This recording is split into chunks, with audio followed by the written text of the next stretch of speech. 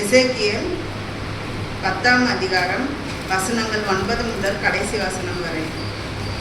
எசேக்கியேல் 10ஆம் அதிகாரம் வசனங்கள் 9 முதல் கடைசி வசனம் வரை.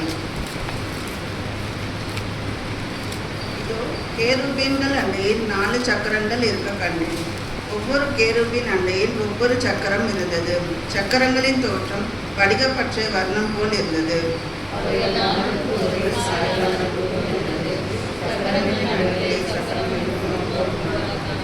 அவைகள் ஓடுகையில் தங்கள் 4 பக்கங்களிலும் ஓடும். ஓடுகையில் அவைகள் திரும்பினதில்லை. தலைநோக்கும் இடத்துக்கே அவைகள் அதன் பின்னாலே ஓடின. ஓடுகையில் அவைகள் திரும்பினதில்லை.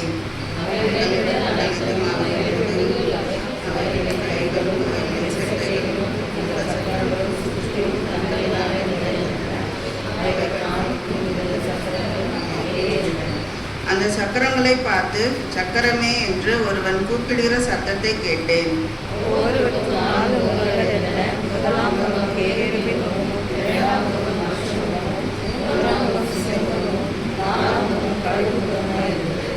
கேருபீன்களின் மேலே எழும்பின. இதுதான் நான் கேபார் நதி அண்டையிலே கண்டிருந்த ஜீவன்.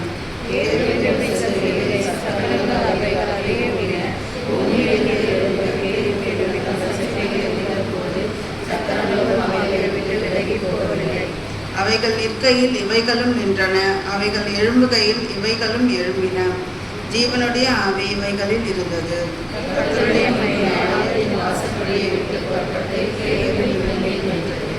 அப்பொழுது கேருபீன்கள் தங்கள் செட்டைகளை விரித்து என் கண் காண பூமியை விட்டு எழும்பின. அவைகள் புறப்படுகையில் சக்கரங்களும் அவைகளுக்கு சரியாய் சென்றன. கர்த்தருடைய ஆலயத்தின் கிழக்கு வாசலிலே போய் நிற்க இஸ்ரவேலின் தேவனுடைய மகிமை அவைகளின் மேல் உயர இருந்தது.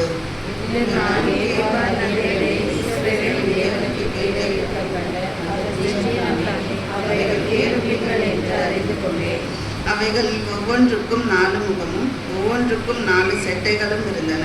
அவைகளுடைய செட்டைகளின் கீழ் மனுஷ கைகளின் சாயல் இருந்தது. கடைசி வசனம் அனைவரும் சேர்ந்து வாசிப்போம். அவைகளுடைய முகங்கள் நான் கேபார் நதி அண்டையிலே கண்டிருந்த அந்த முகங்களின் சாயலாய் இருந்தது. ஒவ்வொன்றும் தன் முகத்துக்கு எதிரான